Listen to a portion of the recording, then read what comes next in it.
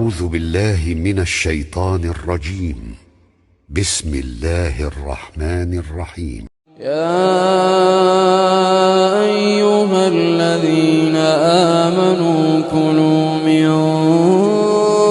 طيبات ما رزقناكم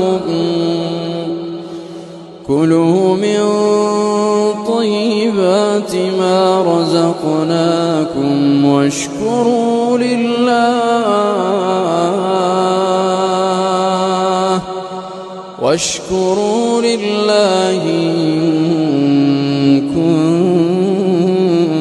كنتم إياه تعبدون.